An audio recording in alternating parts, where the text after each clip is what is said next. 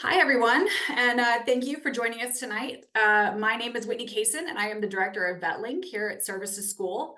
I want to, of course, say a big, huge thank you to our partners that are joining us tonight for this transfer information panel. This evening, you're going to be hearing from 7 of our partner schools. Each school is going to be given the opportunity to discuss their not only their institutions, but also the transfer process. And of course, everyone that is joining us at home, you will be given the opportunity to ask questions. We have the Q&A feature that is activated. You can either ask it to the group or you can ask it to an individual that is joining us. My hope for tonight is that you're going to listen to all of these partners and maybe potentially discover a school that you had not previously thought of. And it may spark your interest to hopefully have a conversation with either myself or your academic advisor. Or if you don't have an advisor here with Services School, let me know. I can take care of that for you as well. But really, we're trying to just make sure that you are aware of all of the potential options that are available to you. It is my absolute honor to be able to say that each one of these schools is actively seeking to expand their veteran population on campus. And it's not just about getting you there, it's about making sure that you are supported while you're on campus because they understand the value that you bring to their classrooms. So without further ado, we're going to talk to Bo at Chicago first. Well, thank you, Whitney, and good afternoon to everyone. I want to begin by thanking Service to School for putting on this fantastic event, and then also just say how excited I am, Chicago is, to be here with all of these other fantastic institutions and get the opportunity to speak with you.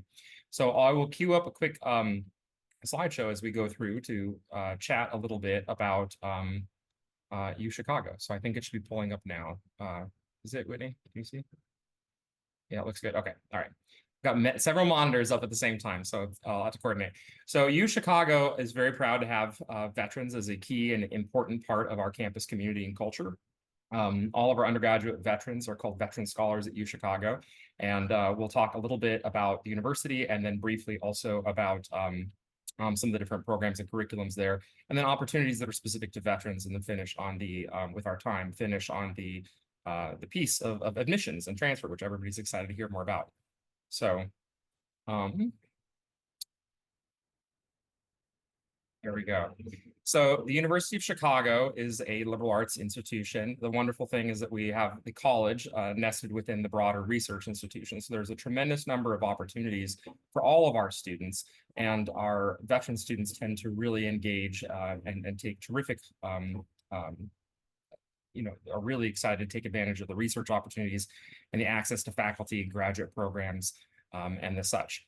We have a small student to faculty ratio, and again, just a tremendous number of resources available on campus for you to engage. The picture here that folks like to point out is our Harper Memorial Reading Room, which the students often joke and call the Harry Potter room. But we have a tremendous number of wonderful accolades. I'll let you read them off to the right, but I will point out that one of our prides and joy, who's a veteran scholar himself, Ricky Holder, was last year named a Marshall Scholar. So he needs to be added to the wonderful list off to the right as well. And he's currently studying at Oxford. So once again, kind of highlighting the tremendous value that service members and veterans bring to our wonderful institutions, and the diversity perspective and experiences that they bring with them, but also the skill and aptitude and the drive and ambitions and everything else that comes with these students also. So Ricky served himself in the Navy before coming to the university, has a terrific background. Highly encourage people to Google him and read a little bit about it and see some of the different videos that are produced on him. But he and his wonderful wife are off studying at Oxford now, and they are going to be change agents in society. But we're just so proud of them and everything else that they and other veterans bring to the campus community. So moving on to talk a little bit about the application process at the university and some of the different things that we have. We have a customized application for veterans, and we have support structure that goes along with that. I'll highlight a little bit more here in a moment.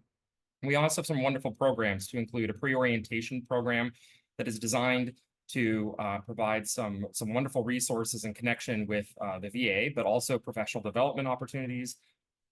liaising with employer partners, and then having conversations with other parts of the campus community surrounding resources, such as fellowships and other engagements like that.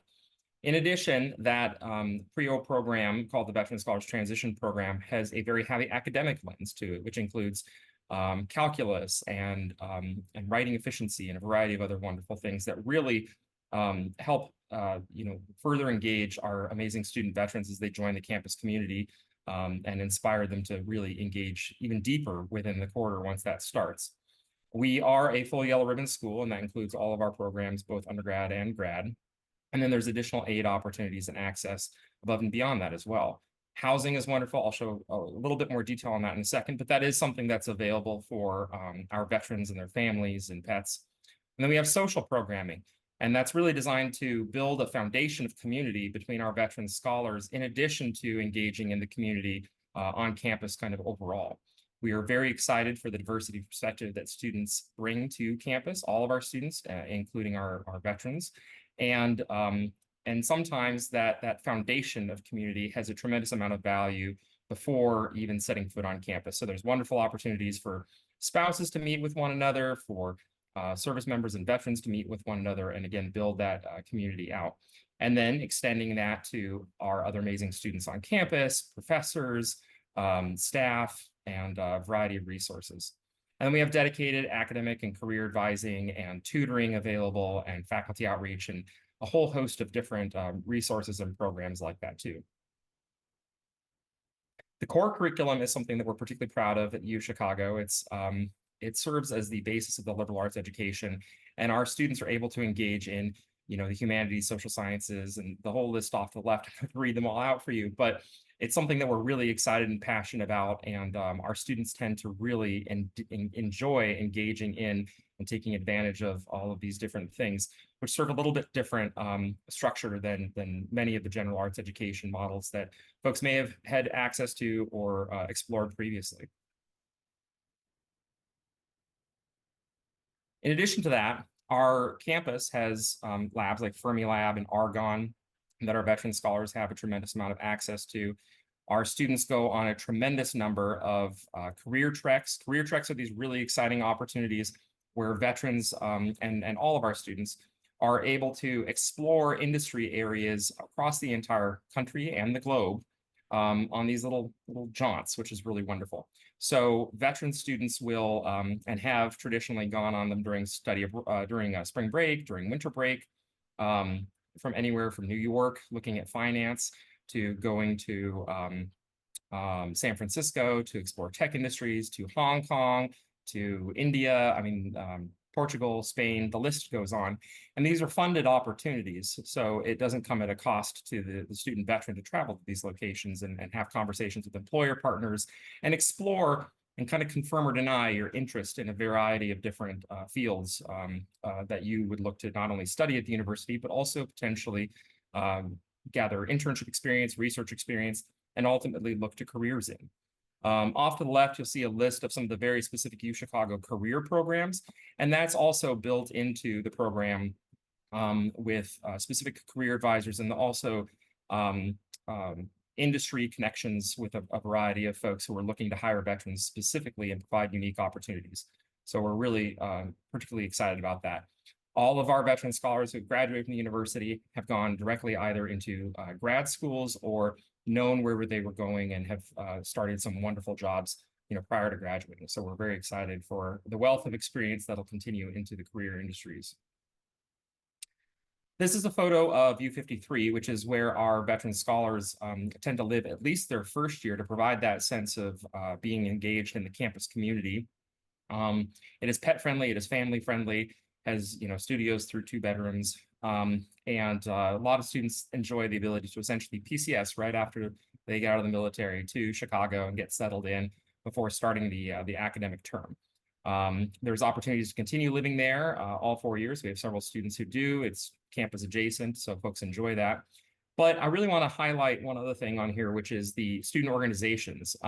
There's a massive list, but what I'm particularly excited about and what we're very proud of as a university is that over 98%, so overwhelmingly, almost all of our student veterans are truly engaged in the campus community in some really meaningful ways. City, absolutely wonderful. Love Chicago. I'm not a native Chicagoan, but I've adopted it, and am happy to prove everybody wrong if they want to have an argument about Chicago. There's wonderful access to airports, tremendous job and internship opportunities, very diverse and unique, distinct neighborhoods, just a tremendous amount of access. And then the university in the foreground there is really a beautiful place to learn and study. As far as applications, so we have a really unique application process that allows for students to do the Common or the Coalition app, but also to begin their process on the UChicago portal. And there's no application fee. They can submit their veteran worksheet. We can set up meetings and have conversations around you and your interests in UChicago, and then talk a little bit more in depth about the specifics of the application process. The timelines have a lot of flexibility. There's 3 distinct timelines. In addition to that, there is the opportunity to do the rolling timeline, which essentially provides a accelerated decision that you would hear back typically within 3 weeks on an application decision to the university. So there's our website. I'll also stick on for the Q&A period, and I'm always happy to connect if anyone has any questions, but I want to be able to pass it on to my wonderful colleagues. So looking forward to hearing from everyone, and thank you for the opportunity. All right, thank you, Bo. I actually have run into Ricky a few times over here at Oxford. He is doing absolutely amazing things over here. And Chicago, I agree with you. It's an amazing city, a little sleeper cell over there. It is absolutely gorgeous on that campus. Cannot beat it. Without further ado, I'm going to hand it over to University of South Carolina.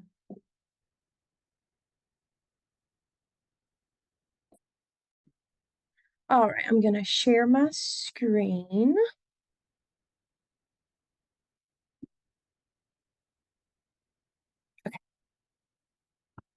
Okay, perfect. So first of all, thank you all for having me here tonight. My name is Cassie Ammons. I am the manager of non-freshman recruitment at the University of South Carolina. And so I work primarily with our transfer students, our non-degree seeking students, and then our readmit students. Again, very excited to be here with you tonight. More of my presentation is just going to be on the application process to the University of South Carolina. We do not have any sort of special application or anything like that required of our veterans. It is all the same application process, so nothing additional that you have to do. But before I get started, I do want to mention, if you're not familiar with the University of South Carolina, we are the state flagship for South Carolina, located in Columbia, South Carolina. So if you've never been to the area, it's a beautiful area. We'd love to have you. But I'm going to go ahead and get started on our application process. So for your required materials, you're going to need a non-refundable application fee. For students who have over 30 hours of earned college credits, they do not need to submit any sort of high school credentials or anything like that. But for any student that does have less than 30 hours, we would need a final high school transcript. But that is the only requirement of credentials that is needed for that application. So just a completed application and then your transcripts is all we're going to need. Again, transcripts is the only thing we need. You're going to want to make sure that it has your name on the transcript. The institution's name is going to be on there. Be sure that you're checking your admissions portal for any sort of updates. We process our transfer applicants on a rolling basis, so it's not a case where you have to wait a certain amount of time. So typically about 3 to 4 weeks, you're going to get some sort of update as to what's going on with that application. And once we need an official transcript, since you can apply with unofficial, we always notify you when we need those. So our GPA requirements, the minimum for most of our majors is a 2.25 GPA. Some majors do have higher GPA requirements. For example, our School of Business has a 3.25 minimum. Our College of Engineering has a 2.75 minimum. But at USC, you are going to be applying to the major, so you would need to meet the GPA requirements for those. Also keep in mind that a student's GPA is recalculated based on all attempts. The example I always use is, say you take a biology class, you don't do very well the first time, you apply for grade forgiveness and redo that class. Both attempts are still going to be calculated into that GPA. So sometimes the GPA that students are seeing for us is going to be different than what is on their current school's GPA. Again, you are going to select 2 majors for that application. Again, make sure you're looking at those GPA requirements for the major. And I always encourage students to pick a second choice major that they are also passionate about. For instance, if you're wanting to apply business or nursing, those are incredibly competitive majors, and not all students that meet those minimum are admitted. So just making sure you're also passionate about that second choice major. And if you're interested in nursing or business, that has to be placed on the application as a first choice major. Timeline, again, kind of mentioned this briefly. We do process those, our transfer applicants on a rolling basis, and we process those in the order that we are received as soon as we receive all of the credentials.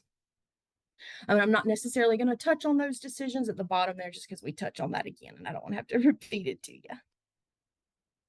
Okay, so our summer application for summer 2024 is open now. It opened February 1st. You're going to want to make sure whether you're doing nursing or business or another major, if you're wanting summer, you have until May 1st to get that in. If you're considering the university, I encourage you to go ahead and get that application submitted. If you are applying to a major that is not business or nursing, you're going to have until May 15th to get those credentials in, and May 1st if you're applying business or nursing. Again, rolling basis for all majors except business and nursing. And then for our summer 2024, for business and nursing, those decisions are going to go out in mid-May. Our fall 2024 application is also open. If you are applying business or nursing, you have until May 1st to submit the application with the June 1st credentials deadline, and then until July 1st to submit the application if you're not one of those majors, and you have until July 15th to get your transcripts and all submitted to us. If you are applying business or nursing, those decisions go out late June, and again, a rolling basis if not. I think when I do these presentations, I need to keep a track of how many times I say business or nursing. All right, and then some helpful resources. So our admissions website, or the USC website in general, is a very useful resource, very helpful tool. The search bar can get you pretty much anything that you're looking for in regards to the university. Our online academic bulletins, I reference these several times a day. They lay out all of the requirements for a major, all of the courses that a student is going to be taking, and they also have major maps within those academic bulletins, which is kind of a recommended sequence of that major per semester. So it really gives you a good idea of what you would be looking at as far as your classes and all. And then our course equivalency table, also use this like the back of my hand. It is such a great resource. Any class that we have transferred in from any previous institution, any experience in the past, is going to be found if we've transferred it in before. It's going to be shown on that course equivalency table. And then our contact information, we have our admissions telephone number here, and then also this ADM transfer email. There is 3 of us on the transfer team at USC, and actually my other 2 colleagues are at a conference in St. Louis this week, so that is how you got me tonight. But all 3 of us have access to that email, so in the case that some of us are traveling or things like that, that really is the best email to use there. And that does it for me. Thank you, Cassie. Absolutely. I have heard great things about your nursing program. So it's funny that you kept saying business and nursing. You also have an amazing campus as well. I have been able to spend a little bit of time down there in Columbia. It is a great little small, big town. Yeah, absolutely. I did not go to USC. I went to a small school. I actually worked at that small school for quite some time, and I always had it in my head that, oh, USC is just so big. There's no way that people know everybody, and it's really quite the opposite. You're still looking at that 18-to-1 student to faculty ratio. Everybody's so kind, and when you say Southern hospitality, you can honestly think of USC for the people. As a Southern girl, I truly appreciate that. I love some good old Southern hospitality. Yes. But we are going to take it back up north all the way to Boston College.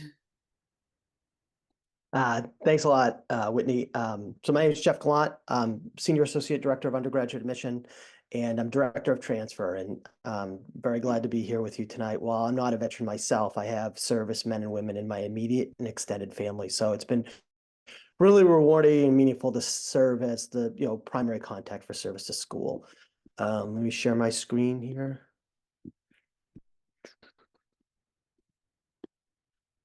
So I love this first picture because it gives you a sense of the campus. We are nestled in a neighborhood, so we provide students the traditional residential campus experience. However, you see the Boston skyline from various points around campus, and Boston is a place that's a small city land-wise, not population-wise, but land-wise. So a public transportation system can be utilized and effective. And so the subway's right across the street. So that helps our students feel connected to the city. And then also too, while there are quite a few traditional aged 18 to 22-year-old students in Boston, Boston's also home to a lot of young professionals, so a lot of 20-something and 30-somethings. And so the veterans that have picked us through the years really appreciate the variety of housing options. It's a good fit. There's a lot of variety being so close to a major metropolitan area. For whatever kind of family situation you're in as you transition to college life. So that's worked out well. So our Boston College has 4 undergraduate schools. So the Morrissey College of Arts and Sciences is the largest of the 4. It's important to note that we are Tier 1 R1 research university. We have 9,500 undergrads and about 5,500 graduate students. So the research expectations placed on our faculty are equivalent to colleagues in much larger schools. So they really have to rely on the undergrads to accomplish all their goals. And so we not only promote undergraduate research really well, there's just a commitment to undergraduate education. We're fortunate that the men and women, when they earn their PhDs that we attract, they have a lot of choice in the type of institution that they want to work at. And so we get people that really are committed to the undergraduate students. And also 9,500 allows us to keep class sizes at a manageable level. We're home to one of the best undergraduate business schools in the country, the Carroll School of Management. This is Fulton Hall, where it's located. In addition to Morrissey and Carroll, we have 2 other professional schools, the Lynch School of Education and Human Development and the Cornell School of Nursing. Campus is just a beautiful place to be, to work and study. So here's an example of one of our more prominent buildings, Baps Library. We have a great commitment to athletics and fitness. The Boston Marathon goes right by campus, so that fosters a culture of running and being active. And so our new recreation complex, it's relatively new, 2019. And I put in a photo here. These are participants in the Collegiate Warrior Athletic Initiative. It was founded by one of our nursing professors, Ann Burgess. And it's an exercise cohort among veterans and non-veterans. And it's just another way that we try to create community for our student veterans. We have Division I athletics. While our teams have mixed results, there's a lot of spirit. And one thing you should know about Boston College is that we have a religious affiliation. So we're Catholic, and more specifically, we're founded by the Jesuits. And the Jesuits have founded 27 colleges and universities in the United States. So they've had quite a tradition of as educators. But the reason, one characteristic of most, I'm not sure all Jesuit schools, but most, is that we don't have Greek life, and that includes BC. So no fraternities and sororities. So extracurricular club involvement drives social life. And veterans definitely participate in that. So that's the way you meet people and form community, is through extracurricular involvement. In athletics, the veterans that we have on campus, for the most part, enjoy going to the athletic contests. I think even though our teams are up and down, there's good spirit. And I think we have an alumni network that's never been stronger, no more influential. And our student veterans definitely sort of benefit from that. So I just, a couple of things about the veteran opportunities at BC. We have space for you. We have administrators that support you. Financial aid, Boston College does primarily need-based financial aid. We are a yellow ribbon school, and a recent development is now we have an endowed family scholarship that's going to go above and beyond yellow ribbon. So we're excited about the enhanced commitment financially we're going to be able to make to veterans moving forward.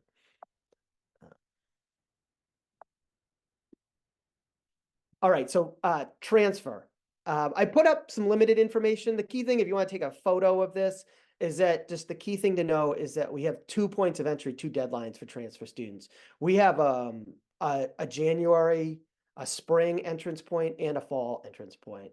There are 2 people that work with veterans. This is me. I'm the person that can talk to you about admissions and financial aid, the admissions process, how your credits would transfer. And then Michael Lorenz, who is a veteran, he can handle the benefits part of this, but if you're thinking about transferring to BC, we don't use the common application. We have our own transfer application for all transfers, not just veterans, but we ask all transfers to use this streamlined, shorter form to apply, and all the required documentation and necessary credentials are found on our website. So we try to simplify the process for all transfers as much as possible. But I'm not going to put too much information because we want to talk to you. We enjoy the partnership we have with Service to School, and that seems to work well, is that if you're interested in BC, please let that be known to them, and they'll encourage you and help connect you to us. And that's always a good starting point for us, is meeting with me and Mike to figure out if this is a good fit. And usually those first conversations are not that long, but they're good introductions. And I think the men and women student veterans feel good that they have a resource that they can talk to for the rest of the process. So that's sort of how we do it. But great to be here. Glad to be on the panel, and just wish you all the best. Jeff, that is, thank you for that, by the way, but also I thank you for that information. So many of our students that are transitioning from service have timelines where they want to start in the spring. So we love that we have options for them and ability. And I actually do have a quick question that came through. Do you expect the Cardani scholarship to be able to cover the $25,000 gap between Boston College tuition and the GI Bill and the Yellow Ribbon program? Depending on need. Oh, okay. Case by case. It'll depend on. It is, and that's what we like to explain to students, is this is really like a holistic process, which means from beginning to the end, even when it comes to financial aid, it's all dependent on each individual's situation. So best thing to do is get in contact with us. We'll get you in contact with them, and we will be able to facilitate some conversations surrounding that. Yeah, thank you for the question. Also, so next, actually, we're going to go to Brown. All right, thank you, Whitney. Good evening, everyone. My name is Mike Rick, and I'm a senior admission officer at Brown University. I help review all of our veteran applicants, as well as work with Service to School and a couple other hats that I wear in the office. I'm going to share my screen real quick and make sure that this is up and running. Okay, great. So going to spend the next couple minutes talking about Brown University. First and foremost, want to share where we are located. So we are over in Providence, Rhode Island. You just heard about beautiful Boston. We're about an hour south of Boston.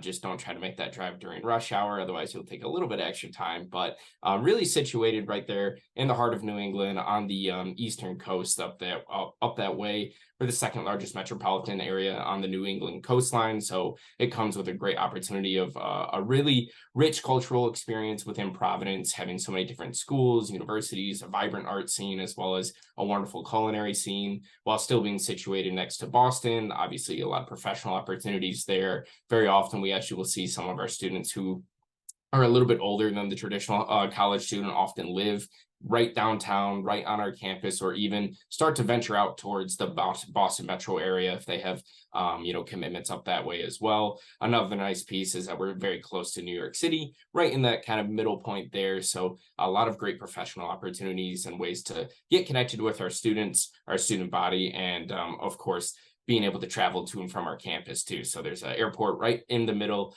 basically of that seal, that bottom left kind of corner of the seal, as you see on the screen, is the Providence International Airport. It's a great way to get to and from our campus. I'm going to go back one page. So a little bit about our student body. What Whitney mentioned at the very beginning of the presentation is that each of these schools is interested in expanding our veteran population. And I would say that is most certainly true for Brown. So as you can see a little bit about the student demographics on the screen right now, what I do want to share is the exciting development and growth of our veteran community. So back in, I believe it was 2019, we actually graduated a veteran class, so to speak, of a single digit number of students. So I think we're at about, it was between 6 and 9, somewhere right in there. And then leading up to this past fall, we've actually been able to invite upwards of 25 students to start at Brown. So we are expanding exponentially. We're really excited to continue to grow the veteran community on our campus. And one of the offices, or the main point of landing point, I should speak, for the veterans on our campus is the Office for Military Affiliated Students, or OMAS for short. Is a wonderful community for you to get involved in, to have a home right away when you're on our campus, to be able to help you integrate with our student body, but also share your experiences, and of course be supported by our professional staff members that work within that office and help you make sure that you're staying afloat and being on that right track to success, whatever that may be for you as an individual. So we're really excited about the growth of our campus community, especially with our veteran community here.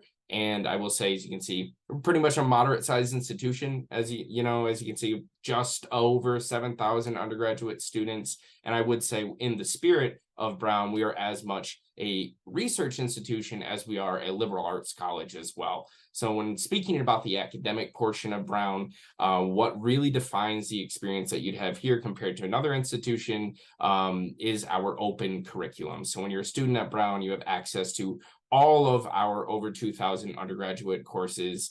You are able to double concentrate if you choose to. And what the best way to kind of understand that open curriculum and how most of our students will utilize it is that they will concentrate in one or two different concentrations.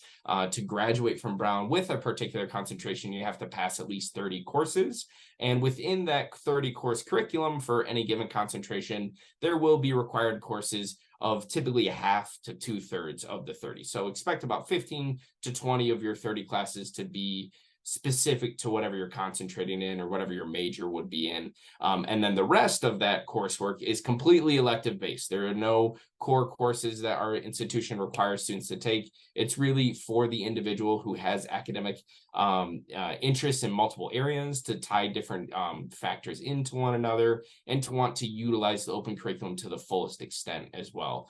Very often at any institution that you attend, you could always still be an engineering student and enroll in a psychology course, but here at Brown, that's the expectation, is that you're doing that and that you're coming to Brown because it provides you with that opportunity without additional strings attached or additional applications or anything to that effect. So with that in mind, when you are applying to Brown University, it is not actually concentration or major dependent. We're really looking to see if you're admissible to just Brown University as a whole, because when you're a student on our campus, whether you're performing, on our dance program, or if you're playing an instrument, or if you're studying physics or engineering, you have the opportunity to take any of those classes, and we hope that you do.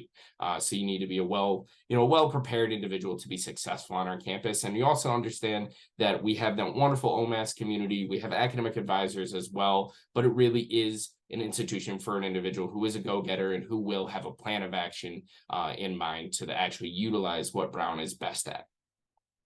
I do want to touch base on how to apply to Brown as well. So what's really nice about our institution is we offer a veteran-specific application that's tailored to veteran experiences, military experiences, I would say, so that you're not being asked the same questions that a traditional high school or college student is being asked, and has a different checklist, I would say, of expected materials as well. So take a look at the veteran application on our admission website. There's really two ways to apply to Brown. There's either this veteran specific application, which I would encourage you to use just for the ease of your own, information sharing and developing the best application possible. Or you can use the Common App Transfer application, which we have no preference as to which application you use. If you're a competitive applicant using one application, you're probably a competitive applicant using the other. So just think to yourself, if you're only applying to one or two schools, I would encourage you to use the veteran-specific application. But if you're applying to a bunch of different schools that utilize the Common App Transfer app, that's totally fine to apply through that as well to Brown University. And then speaking a little bit about deadlines and timeline, we are on a rolling review basis for the vast majority of our review cycles. So as you can see, the application becomes available in October. Typically, it's mid to early October each year. It really depends on just how systems are moving throughout our calendar year. But this year, I think it was released right after the 1st or 2nd of October. And with that in mind, if you're able to get your application in before February 15th, we have typically a 4-week review turnaround time on a rolling admission basis, so you can hear back from us and understand what your next steps are going to be. If you are able to apply after February 15th, so the application for next fall is still open right now. You're welcome to apply. Just understand it's going to take a little bit of extra time for us to get back to you on your application. Typically, that doesn't mean that you're any less competitive of an applicant or likely to be admitted to the institution. It's really just a reflection of how busy we are during the spring semester. So in the early months of the spring, I should say. So really, I'd encourage you, if you're looking to apply for the fall of 24, to get that application in before March 1st. But if you're looking to apply for the fall of 25, then applying sometime anytime between October and February 15th is perfectly acceptable, and we'll try to get back to you as soon as we can. So the last page I want to leave you with is just some contact information, as well as mentioning a little bit about our financial aid policies. So at Brown, we do participate in the Yellow Ribbon Scholarship, as well as are then covering all the rest of costs of tuition, as well as room and board when you're a student on our campus too. So you should expect to attend Brown University for free, or rather to graduate debt-free, assuming that you are following through with the right steps and the right process. My best recommendation for you, if you have any questions about Brown or really any of the schools you might be looking at, is just to pick up the phone and call the financial aid office. We have some wonderful professionals over there that will be able to walk through what benefits you may have access to, as well as what opportunities you'll have on our campus, and of course any other campus you might be looking at if you call their respective offices. But with that in mind, if you have questions about the admission process, please reach out to our admission email. It's just admission@brown.edu. And just send an email, let us know that you're interested, and odds are your email will be filtered directly to me, where we can set up a one-on-one meeting, and I'll be happy to speak with you all whenever we have availability to do so. But if you have real questions about the the culture at Brown, or what that OMAS office is all about, I'd actually encourage you to reach out directly to them as well. An individual by the name of Mac Manning is our director over there. He runs a small team in a really tight ship, but it's a wonderful program. And so it's military@brown.edu. It's a great way to get a hold of their office and to be put in contact with current students, or to hear what that office is doing on our campus. So with that, thank you for your time. Looking forward to hearing any questions that might come through as well. Thank you, Mike. This is the type of thing that I was talking about earlier. Is you guys have changed your process so that it can be much more veteran inclusive. Your application for service members is it's much easier to fill out than the common application is. I think your questions are much more geared towards our transfer students, and a lot easier to fill out than some of the other processes are. So we really appreciate the great links that you guys have gone through to streamline that process for our service members. And I know many of them appreciate that whole rolling application process. That way they can get answers earlier and pretty quickly after they apply. Yeah, we're trying to do our best. And so, like I said, if you have any questions about things, I'll be happy to sort things out with you directly and set up a one-on-one meeting too. So thank you for your time. All right, now we're going to take it all the way over to the West Coast. I hope it's sunny out there and not rainy and dreary over here. And without further ado, Stanford. Thank you, Whitney. Appreciate it.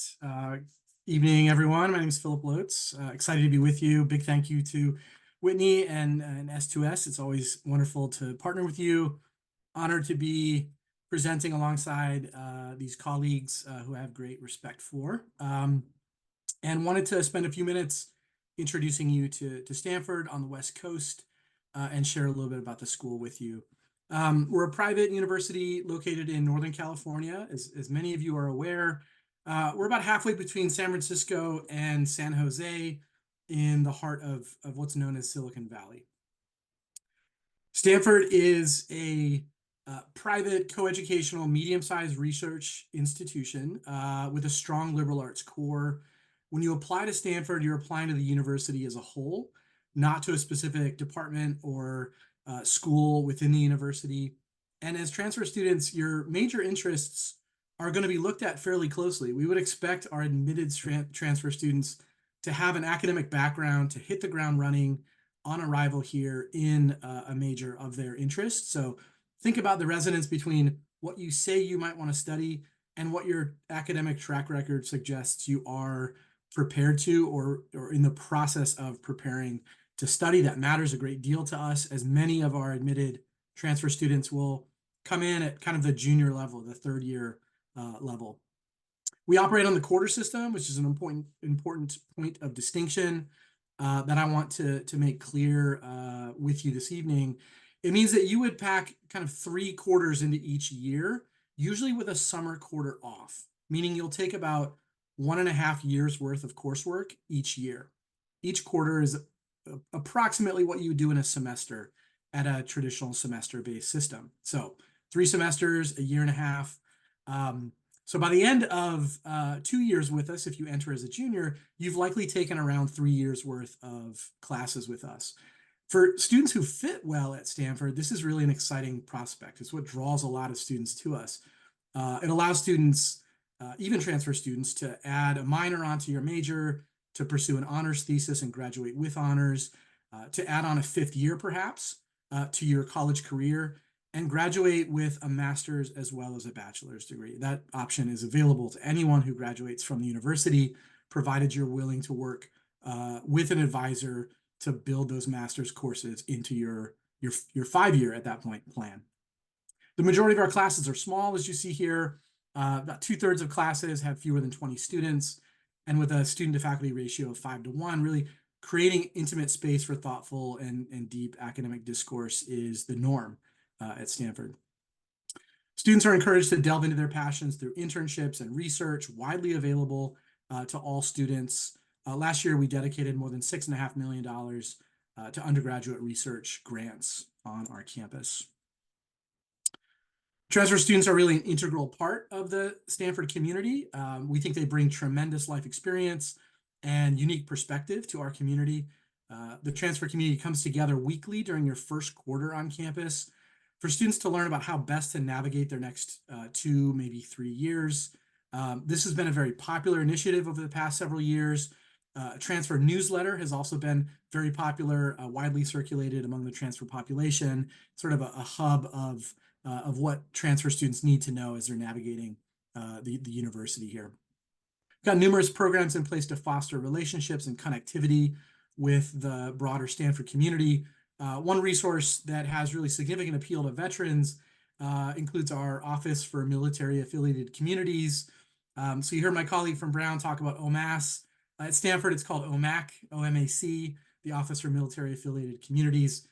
We provide academic advising, both from transfer peer leaders and from faculty and staff for transfer students as they kind of grow and shape their Stanford education.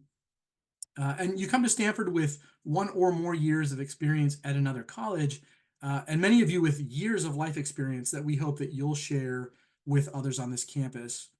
Housing is guaranteed. Our housing office works directly with transfer students to understand what living situation will work best for you. With over 80 housing options on campus, from family housing to co-ops, a transfer-specific dorm to apartment-style living, you'll be able to find an option that works best for you. I wanted to highlight something in the application process that we get a lot of questions about. I don't need to delve into the entirety of the application process. You can learn plenty about that online, and it's not dissimilar from what you've heard my colleagues say already today. But we get a lot of questions about recommendation letters, and so I wanted to home in on that just a little bit to try to be as demystifying as possible for what we're looking for in our process. So we typically ask for 2 academic instructors or professors to submit letters of rec on your behalf. And in certain situations, I think of like enrollment, maybe in a large lecture course where a teaching assistant might be your only option for a sort of professor letter of recommendation. That would be acceptable.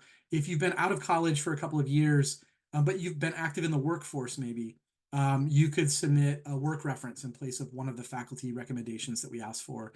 And of course, many veteran applicants would choose to submit maybe a commanding officer's reference in place of one of those faculty recommendations. That can often be a more recent view of your skills and your impact and your relative strengths. One note that we also have an optional letter that can be submitted as part of the common application that you submit to Stanford. We'd ask you to submit no more than 1 optional letter recommendation in addition to those 2 required. And that would be for if there's a person who knows you well and can provide sort of a non-academic insight into who you are, something new that contributes to a broader understanding of you as an applicant. We get plenty of questions from veterans who want to apply directly out of the military without taking any coursework since high school, and that's not entirely recommended. Others will take maybe a scattered couple of classes and then apply as a transfer. But I want to be clear that our most competitive candidates, and we will get many of these from the veteran community, are those who transfer to us bringing around 2 years of academic coursework in addition to the high school record that kind of precedes that. So some basic information here, again, really pared down as my colleagues have to try to be as relevant as possible. We have one entry point for all students that includes transfers, and that's our fall quarter in September. And so you apply using the common application, which includes a Stanford supplement, as well as a veteran supplement that will be made available to you once you submit your common application. You apply by March 15.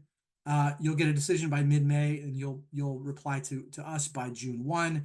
If you're submitting an arts portfolio as part of your application, you would still submit your application by March 15, but you could submit the portfolio that accompanies that by March 20th. After applying, as I mentioned, you'll have the chance to submit a veteran supplement. If that's not through Service to School, you'll be able to submit one created by Stanford.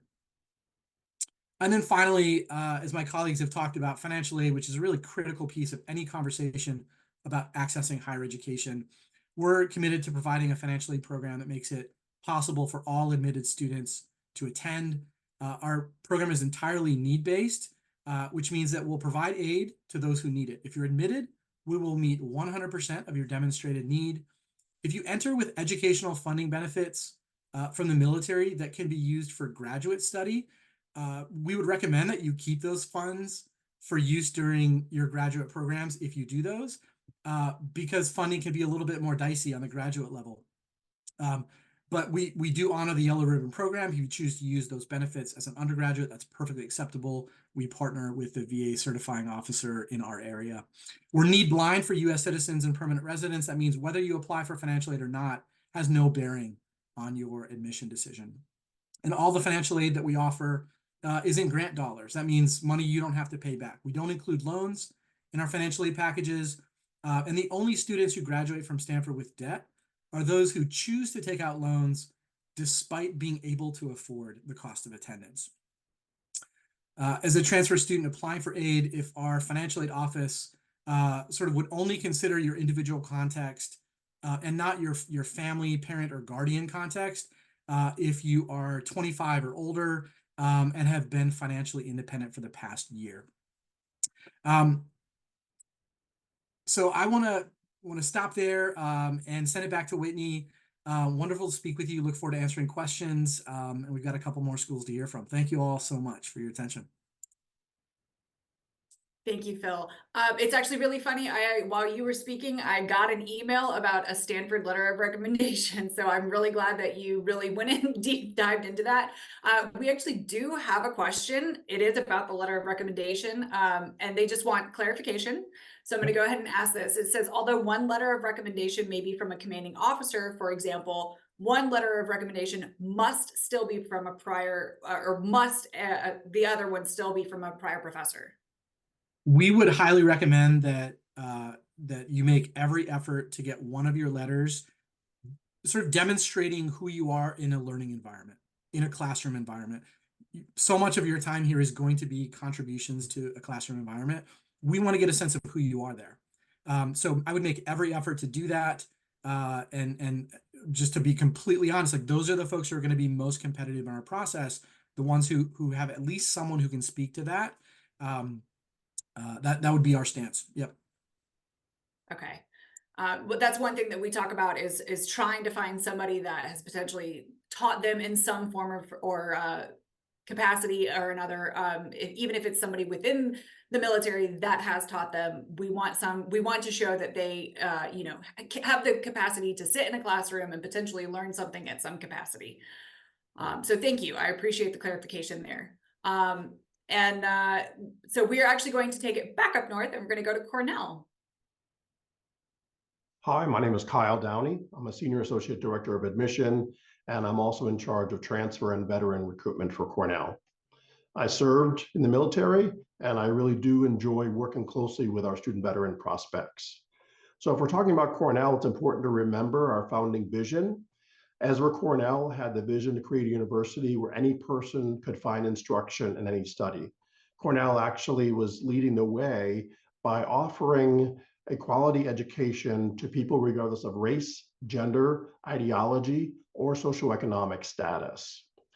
So if you fast forward, one of the key things to remember is not just that founding vision, but also that Cornell has a rich military history. We've been educating military leaders since day one, since the day we opened our doors in 1868.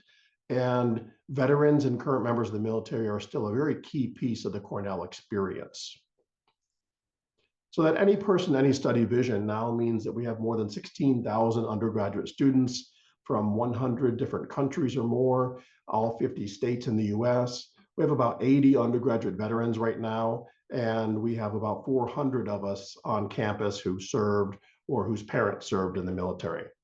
We also offer a wide array of courses. More than 4,000 different classes are available here across 80 majors, more than 100 minors.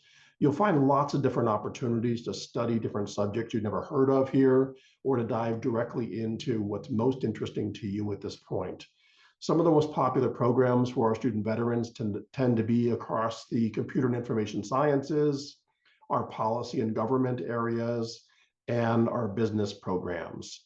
Now, it's important to note we have several different options in each of these areas. So if you're thinking about Cornell, do dig deeply into the available options or reach out. I'm happy to counsel you on where your best fit might be here at Cornell. So when you choose Cornell and you apply to Cornell, you select a home base, one of our undergraduate colleges and schools from which you'll operate and pursue your major, but you'll also be pushed to study all across the entire university.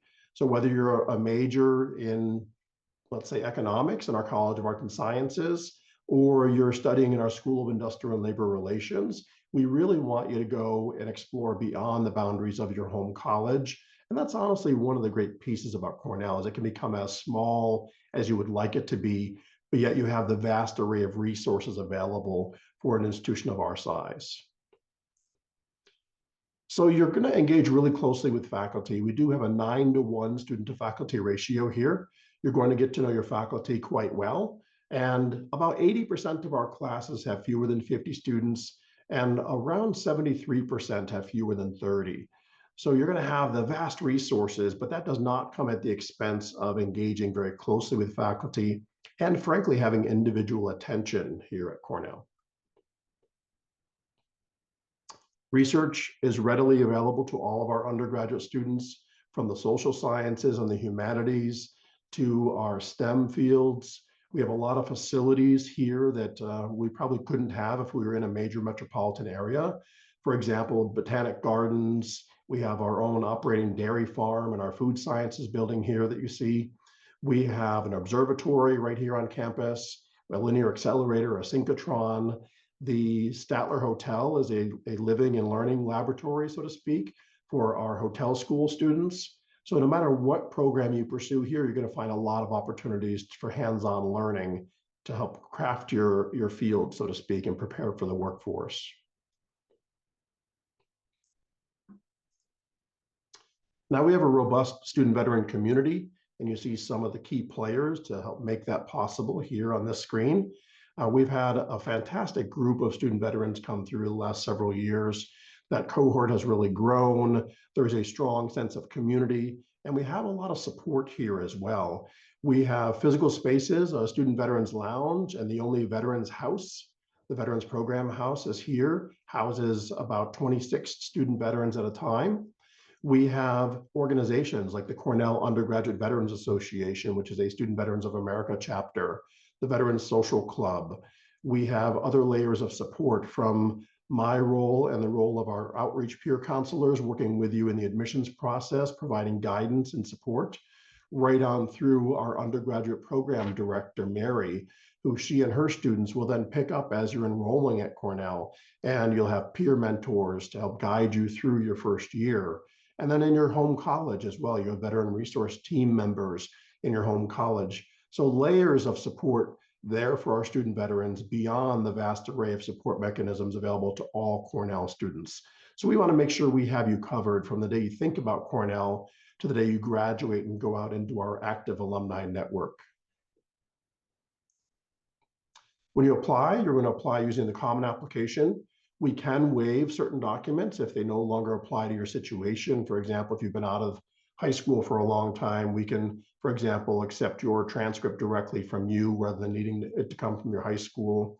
We can provide academic substitutions for, let's say, a professional reference if you're serving and you have not been in the classroom in a while.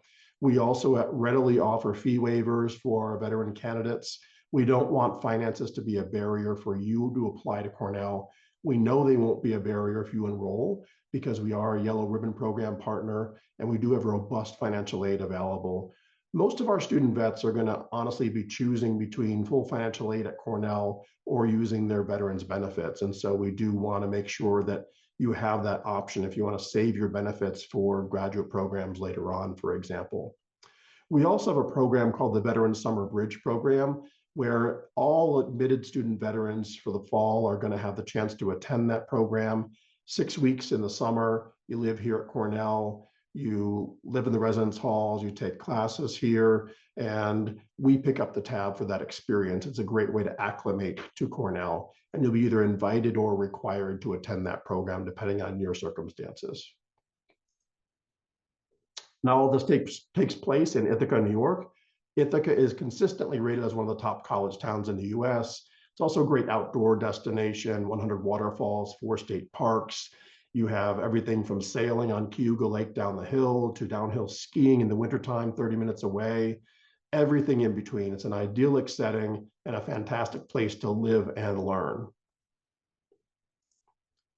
Now we'll wrap up here, but I want to leave you with some points of contact for us and also a reminder of some of the key points that we have covered. So thank you very much. I appreciate your time. Thank you, Kyle. I do appreciate that. I know that you and Mary have been doing amazing things up at Cornell, and we really appreciate everything that you have done. I think a lot of people, think of upstate New York and maybe they think it's a little bit too cold, but it's absolutely stunning. You will get absolutely beautiful seasons while you're up there, which for me being a Southerner, it's always great whenever yep, see, there's that picture right there. It's absolutely gorgeous. So if you do any type of outdoors or anything like that, you have interest in it, look at Cornell. It is absolutely perfectly placed for many of those things. And we are actually going to stay up north, just not quite. We're going to go over to MIT and talk to Jeremy. Thanks, Whitney. Thanks for having me. Great to see some familiar faces in the room and some familiar names in the participant list. I know we're at the hour, so I'm going to try to be as efficient with my time as I can. For those of you who know me, that's a challenge. So we're going to see how that goes. I'm going to share some slides. Hopefully y'all can see those, and we'll jump on in. My name is Jeremy. I direct the transfer program at MIT, the Massachusetts Institute of Technology in Cambridge, Mass, just across the river from Boston. Essentially, MIT is known as the global leader for all things science and technology, right? But the truth is that MIT is really just a place where smart, nerdy people come together to tackle tough challenges and solve problems together, whether that's in anthropology or aerospace. And that really makes MIT a great place for veterans to study because vets are used to tackling complex problems with one another and finding solutions.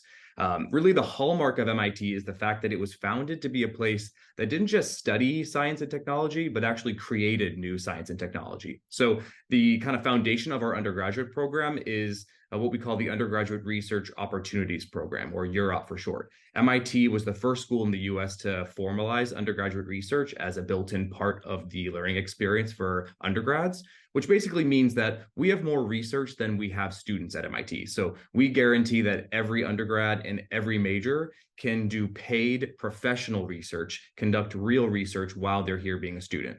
That's separately from what you might be doing for like your undergrad thesis or a project in a class. It means your part-time job while working at MIT is going to be in a professional lab setting. And that can be for any major, whether you're a math major or a physicist, or you're working in mechanical engineering or aerospace, right? So this really gives students the chance to level up their learning and start doing the science and engineering that they're learning about. But when you are learning stuff in the classroom, you're learning from the best. We are really fortunate to have a 3-to-1 student to faculty ratio, which means you're learning in a really small setting from some of the leaders of the field, right? We have more than 100 Nobel laureates in the MIT community, and 12 of them are on staff teaching undergrads today. So you're really going to be learning from some of the brightest people. But because you're their collaborator in the lab, it means they also see you as a partner in the process, right? You're not just there to absorb all their knowledge and become like them. You are seen as someone who is a member of the institute, right? Who's a member of the team. But really, MIT students revel in the opportunity to get out of the classroom and just make and build stuff. Build something, blow it up, build it again, right? That's how people really love to learn at MIT. You can see that in every part of the campus. The photo on the top right is students who are doing research with NASA in a reduced gravity aircraft, learning some stuff about their satellite design. And then the students in the bottom right are actually just building a wooden roller coaster on their front lawn because they want to. And that's just a typical thing you'll see on campus at MIT. People want to build something. You're surrounded by the smartest makers and builders in the world. You just do it because you want to, right? We have actually more than 3 football fields worth of maker and design spaces on campus. So that's about 150,000 square feet. And that's open to any student who wants to make and fabricate and design something. But while you might take it literally if you're an engineering major and make and build a device, a lot of students create companies, startups, ventures, foundations, nonprofits. This idea of making something can take a broader form. And I love to see how MIT alumni really show that this intense learning experience that's paired with hands-on learning turns into real impact in the world, which I think is a hard thing to measure. But at MIT, you can see that our alumni are making a real impact in the world for the better. MIT alums have created more than 30,000 companies, which has created more than 5 million jobs. And if you're into numbers, which if you're a good fit for MIT, you probably are, you can look at the annual revenue generated by MIT alums. It's about $2 trillion annually, which would mean a country of just MIT alumni would have the 9th largest GDP in the world, which is a really kind of interesting way to measure this kind of impact that MIT has. Also, our students do really well once they graduate. As of last year, students going right into the workforce started about $126,000, $127,000 for their first job out of college. So it's clear that MIT is preparing people for success, not just in that first job, but for a lifetime of success in science and engineering or whatever field they go into. This next slide is a favorite of mine because these are companies, products, foundations that were designed and founded by MIT undergraduate students, not our awesome grad students or MBA candidates, but what young people on the MIT campus were able to create. And some of these are things I use every day, right? So it's cool to see whether it's Khan Academy, a free learning service, or it's Texas Instruments, or something more whimsical like Harmonix. That's the company founded by 2 MIT students, a music major and an engineering major, who created Rock Band and Guitar Hero, some of the most successful video games in the world. That there's a way to make an impact in the world by having fun and making life more joyful for people, right? So in every industry, you see kind of an MIT footprint, and that's really what makes us tick here. Now, veterans are found at every part of MIT, the undergrad student body, the graduate student body. You'll find them in the MIT Sloan Veterans Club, pictured on the top right. That's our business school where there's a lot of veterans. We have a really active Student Veterans Association, and we have a relatively new Office of Student Veteran Success, where my colleague Liam Gale, who's an Air Force veteran, works basically as a direct point of contact to be basically any kind of service and support that vets need on campus, whether it's navigating a tough situation with the VA or looking for an opportunity to mentor other veterans, or whether it's getting involved in the local veteran community in Boston and Cambridge. The Office of Student Veteran Success is a great one-stop shop for resources and support at MIT. And that's been kind of a growing focus for the administration at MIT to provide more resources to veterans. We're also a Yellow Ribbon partner, so you'll see that affording MIT is super in reach for any student, and we consider anyone who served in the military to be independent of their family's finances. I also want to take a minute just to spotlight one of my favorite vets, who's a service to school ambassador, Andrea Henshaw, who's currently doing her doctoral work at MIT in the Department of Aeronautics and Astronautics. Andrea is interesting because she had a whole career, served in the military, and then after she retired, when she was a major in the U.S. Air Force, she was trying to figure out what to do next and had basically a decade gap in between separating and then figuring out what her education was going to look like. And she took advantage of MIT's open courseware, which are free open access learning modules, to fill in some of her curricular gaps, which enabled her to apply for and get admitted to MIT's graduate school, where she's now working in a really cool lab in AeroAstro that does work on automated system and design and system rescue.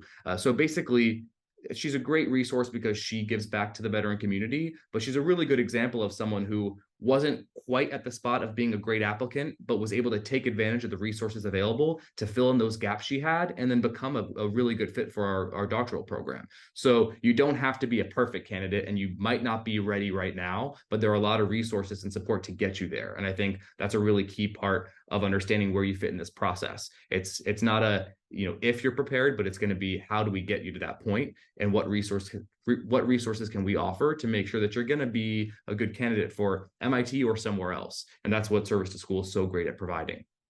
Now, when it comes to vets at MIT, almost all of them, not all of them, but most of them come to the undergraduate program through transfer, which is the program I run.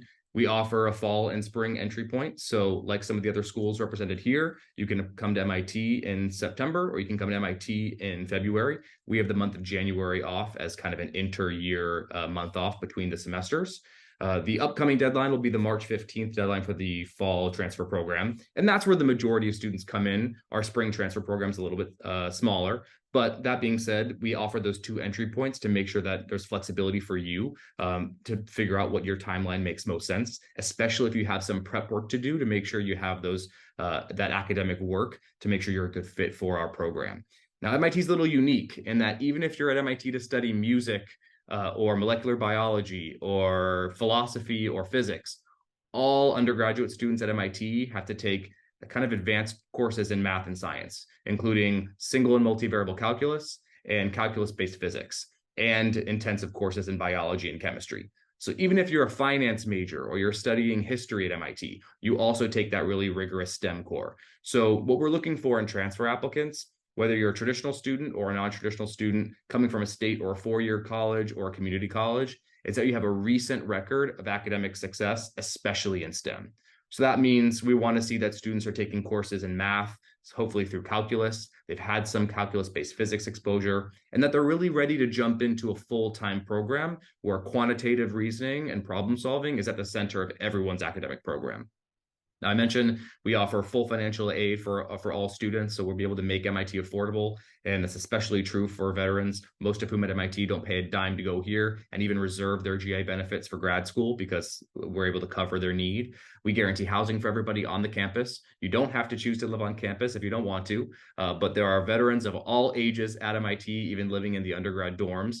Most choose to live in our graduate apartments or family-style housing, but if you've always wanted to know what it's like to live in an MIT dorm with 17-year-old genius nerds, you're welcome to do so and see how long you last. But that being said, wherever you are in this journey, reach out to me. I'm happy to have a conversation with anybody and figure out how we can get you in a better spot, whether it's for MIT or somewhere else great. That there's a spot for you in any school. And I think the biggest takeaway from any of these conversations about MIT or otherwise is to not self-select out of a process because we're schools that are seen as selective or prestigious or that have low admit rates, and don't self-select out of our process because we seem unaffordable. What's great about all of our schools is we're able to make them affordable for everyone. And we're really excited to bring veterans to our campus because we know vets provide something unique to the MIT community. And that you are successful once you're here. So we do these programs so that you know that, and we can reach out to you. So however I can be helpful, reach out to me, and I'm happy to talk more.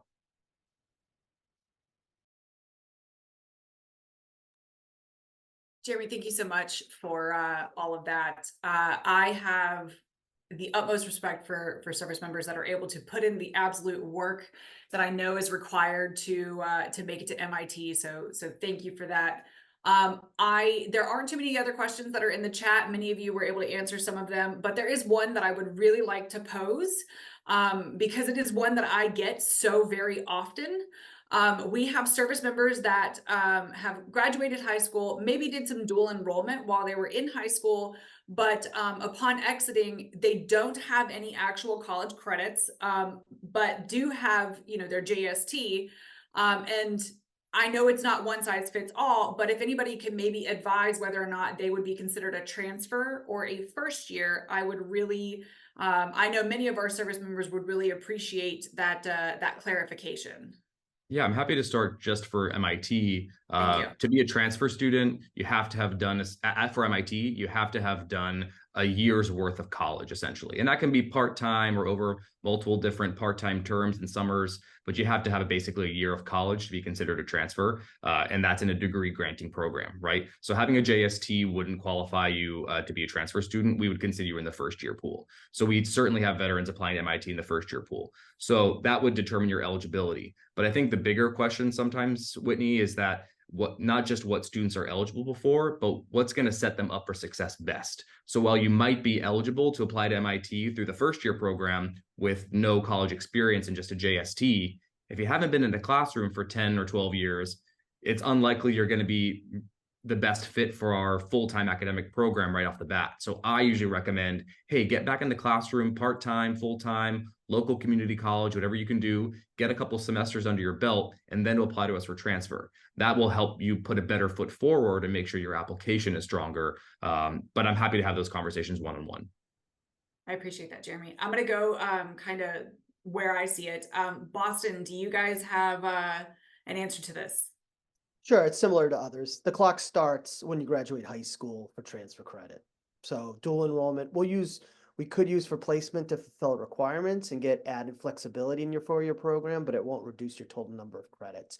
And definitely I echo what Jeremy said, but technically to be a transfer student at Boston College, you just need 9 transferable credits, which is 3 classes.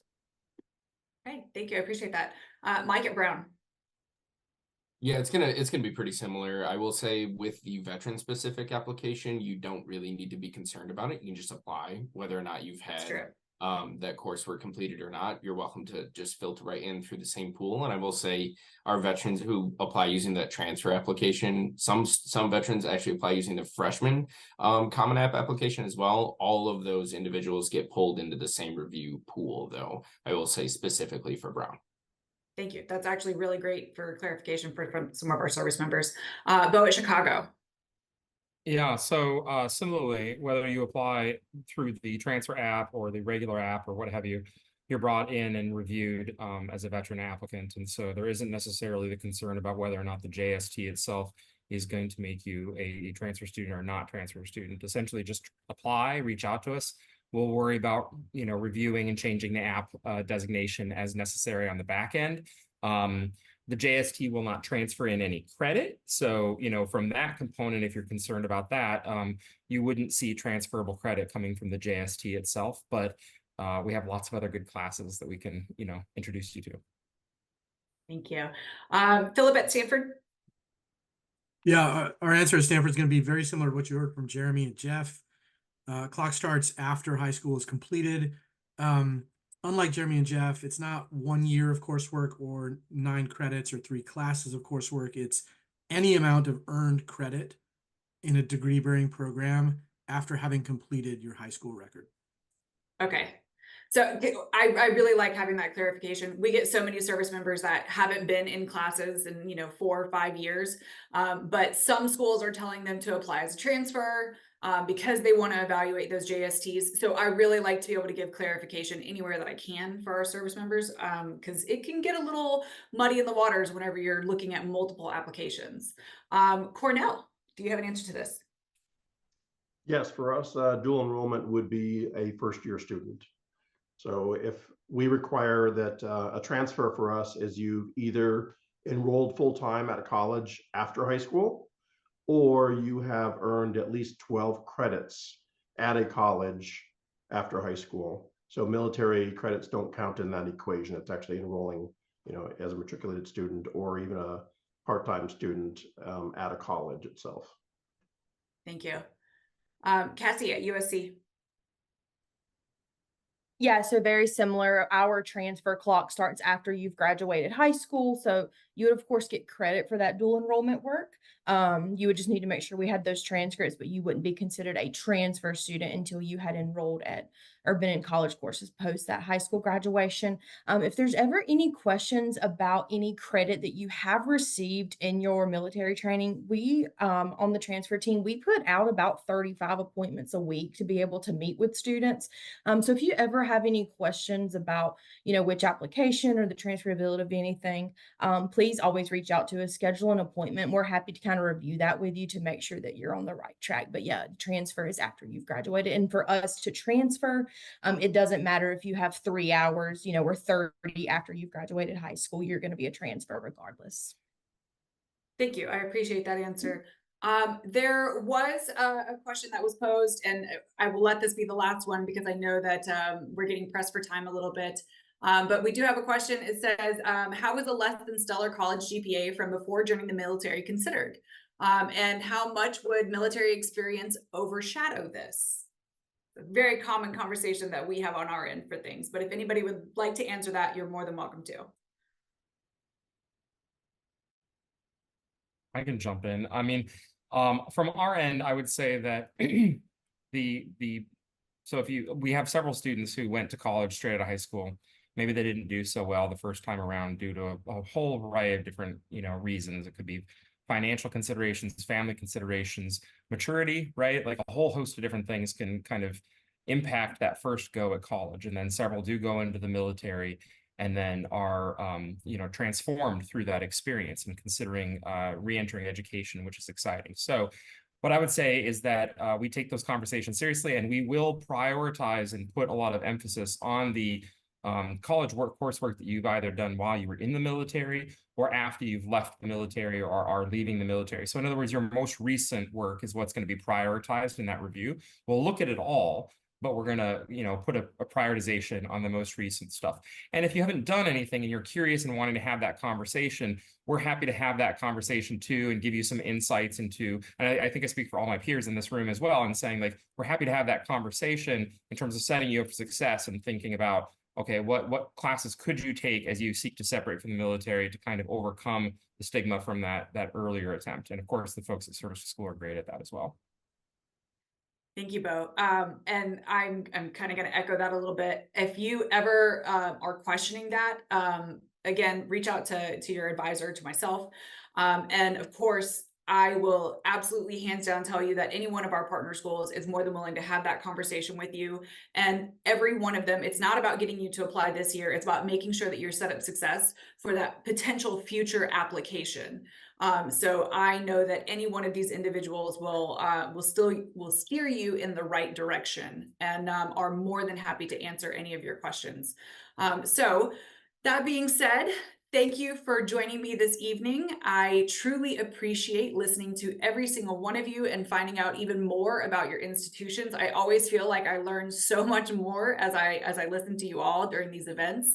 And I really, truly hope that everyone listening at home maybe learned about a school that they had not previously thought of, or, as they're creating their future lists, that list is getting bigger or expanding, and really are thinking about what the potential future holds for them. And of course, my always advice is just apply. You never know what each one of these institutions is looking for, and you might be that perfect candidate for them. So just give it a go, and we're here to support you through that entire process. So thank you and have a great night.